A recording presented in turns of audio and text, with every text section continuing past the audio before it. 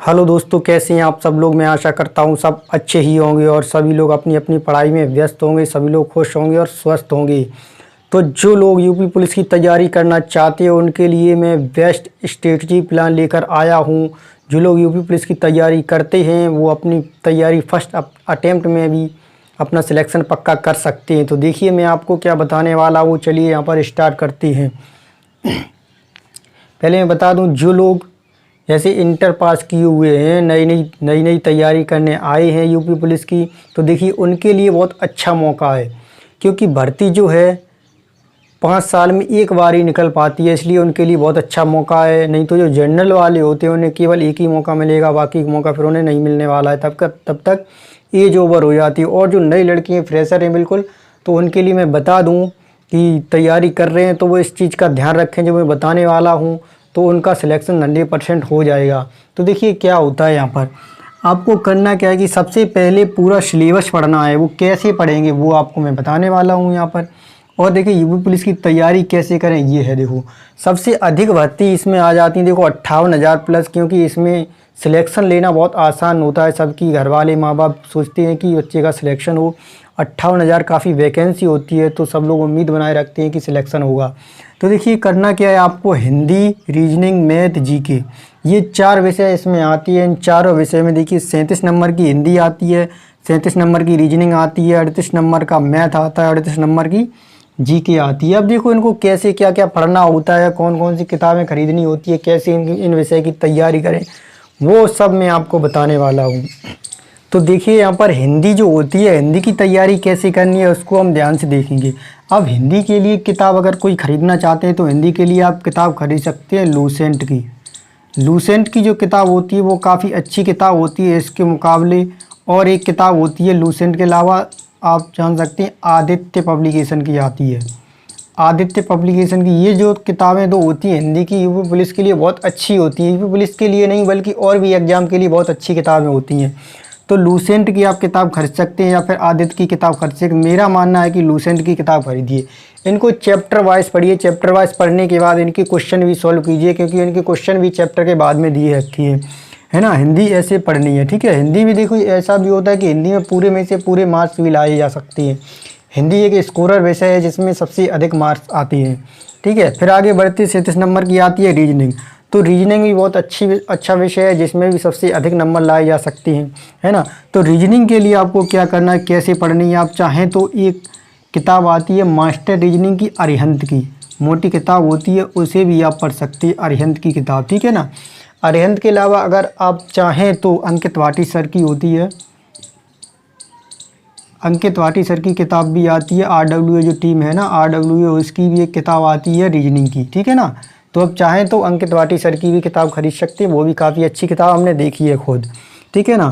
अब आ जाते हैं मैथ पर। तो मैथ के लिए क्या करना है, मैथ के लिए आपको कौन सी किताब खरीदनी है, मैथ के लिए खरीद सकते हैं RS अग्रवाल, ठीक है ना। RS अग्रवाल भी काफ़ी अच्छी किताब है, ये आपके लिए बहुत सफिशियंट है यूपी पुलिस के लिए, मैथ के लिए RS अग्रवाल की किताब, ठीक है ना। और देखो अब देखो जीके आता है, तो जीके में क्या करना है, जीके के लिए कौन सी किताब खरीदनी है। तो देखिए जीके के लिए जो किताब होती है वो आप चाहें तो लूसेंट की खरीद सकते हैं। लूसेंट की काफ़ी अच्छी किताब है जीके के लिए, ठीक है ना। जो जीके के लिए होती है यूपी पुलिस के लिए नहीं बल्कि और भी एग्ज़ाम के लिए, जबकि यूपी पुलिस के लिए काफ़ी अच्छी किताब है लूसेंट की। अब देखो आता है करंट अफेयर का नंबर। तो करंट अफेयर के लिए क्या करते हैं, बहुत से लड़के क्या करती हैं, तो शुरू में सोचते हैं हम जीके पढ़ेंगे, करंट अफेयर पढ़ेंगे, तो करंट अफेयर पढ़ने में लगी रहती है। यूट्यूब पर जाते हैं 2-2 3-3 घंटे करंट अफेयर में ही लगी रहती हैं। बल्कि इतना टाइम निकालना बहुत बेकार है कि टाइम उसमें इतना वेस्ट करो, 2-3 घंटे पढ़ो करंट अफेयर, 2-4 क्वेश्चन ही फंसते हैं उसमें से करंट अफेयर की। तो ऐसा नहीं करना। देखिए कि आपको अगर करंट अफेयर पढ़ना है तो करंट अफेयर के लिए क्या करेंगे, साप्ताहिक या फिर मासिक, ये मासिक पत्रिकाएं आती हैं और साप्ताहिक पत्रिकाएं आती हैं, इनको भी खरीद सकते हैं। या फिर यूट्यूब पर अगर पढ़ना चाहते हैं तो यूट्यूब पर साप्ताहिक और मासिक पढ़िए, जो वीडियो साप्ताहिक और मासिक पढ़ी हुई है यूट्यूब पर, तो उनको आप पढ़ सकते हैं, ठीक है। ऐसे ही पढ़ना है, ऐसा नहीं है कि डेली 2-3 घंटे टाइम बर्बाद करो इस पर और इन विषय को छोड़ो। इसमें टाइम बचाओगे तो इनमें टाइम लगा दोगे तो इनसे नंबर अधिक आ जाती है। देखिए रीजनिंग के लिए एक और काम कर सकते हैं, हमारा भी यूट्यूब चैनल है जो रीजनिंग 75 प्रो नाम है, जिस पर हम अभी वीडियो बना रहे हैं। तो इस पर भी काफ़ी रीजनिंग की वीडियो पड़ी हुई है, तो आप वो भी दे सकते हैं, काफ़ी हेल्पफुल रहेंगी आपके लिए। तो देखिए इस तरीके से आपको तैयारी करनी है। अब देखिए होता क्या है, स्टूडेंट क्या करते हैं, देखिए स्टूडेंट जो करते हैं कभी क्या करते हैं, यूट्यूब चैनल पर जाते हैं, इस यूट्यूब चैनल से पढ़ा, उस यूट्यूब चैनल से पढ़ा, पढ़ते रहते हैं, इधर उधर भटकते रहते हैं, समय उनका बर्बाद होता रहता है। अब बच्चे हैं केवल 3-4 महीने, मान कर चलो 3-4 महीने के बाद एग्ज़ाम हो जाएगा, ऐसा हमारा मानना है, ठीक है। तो और टाइम अगर मिल जाए तो और अच्छी बात है, लेकिन तैयारी करते रहोगे। इतना पूरा सिलेबस पढ़ने के बाद आपको प्रैक्टिस सेट भी लगाने हैं, प्रैक्टिस भी करनी है। और देखिए स्टूडेंट होता क्या है, बार बार इधर चैनल पर उधर चैनल भटकते रहते हैं, पढ़ना वढ़ना कुछ नहीं, उनका समय बर्बाद होता रहता है, पूरा सिलेबस होता नहीं है। जब पूरा सिलेबस नहीं होता है तो फिर सिलेक्शन वैसे भी नहीं होना है, ठीक है ना। आपको करना है कि चाहे आप ऑफलाइन पढ़ें चाहे ऑनलाइन पढ़ें। ऑफलाइन भी बहुत से स्टूडेंट क्या करते हैं, नए स्टूडेंट होते हैं, उनको मालूम नहीं होता है कि हमें करना क्या है, तो वो चले जाते हैं कोचिंग में पढ़ते हैं। एक में कोचिंग में पढ़ा थोड़े दिन, 10-15 दिन, दूसरी कोचिंग में चले जाते हैं 10-15 दिन। वो सोचते हैं कि क्या करना है, पढ़ लेंगे हो जाएगा, लेकिन ये नहीं देखते हैं कि हमें कंटिन्यू पढ़ना है, पूरा सिलेबस पढ़ना है। इधर उधर भटकते रहते हैं, उनका कभी सिलेक्शन नहीं होता है। जहाँ भी पढ़ें, जो भी पढ़ें, हम ये नहीं कहते हमसे ही पढ़ो, जहाँ भी पढ़ो वहाँ पर कंटिन्यू पढ़ो, लगातार पढ़ो, सिलेबस पढ़ो। और ऐसा नहीं है कि मैंने ये किताबें बता दी, इस तरीका बता दी, तो ऐसा नहीं है मैंने इतनी किताब खरीद ली, उसके बाद और किसी ने बता दी वो भी किताबें खरीद ली। किताबों का ढेर नहीं लगाना है। करना है क्या है, किताबें जो हमने बताई हैं वो खरीद लो, या जो आपको अच्छी लगे वो खरीद लो। वो खरीदने के बाद किताबें ज़्यादा नहीं खरीदनी है, इन्हीं किताबों को ज़्यादा बार पढ़ना है। इसीलिए कहा जाता है कि अधिक किताबें मत खरीदो, 10 किताबें मत खरीदो, एक किताब को 10 बार पढ़ो। अगर अच्छे से उसी किताब को पढ़ोगे तो अच्छे से याद हो जाएगा, ठीक है ना। तो करते क्या है, और आगे देखिए, इन सब के बाद एक मेन चीज़ आती है, सबसे अच्छा चीज़। ये सब पढ़ लोगे तो सिलेक्शन नहीं होने वाला, ये चीज़ ध्यान रखना। हाँ सही सुना, ये सब पढ़ लोगे फिर भी सिलेक्शन नहीं हो। सिलेक्शन कब होगा, ये सब पढ़ने के बाद आप जब प्रैक्टिस सेट लगाओगे। क्या प्रैक्टिस सेट, ये जो प्रैक्टिस सेट है ना, जो प्रैक्टिस सेट जो है ये लगाना बहुत ही आवश्यक है।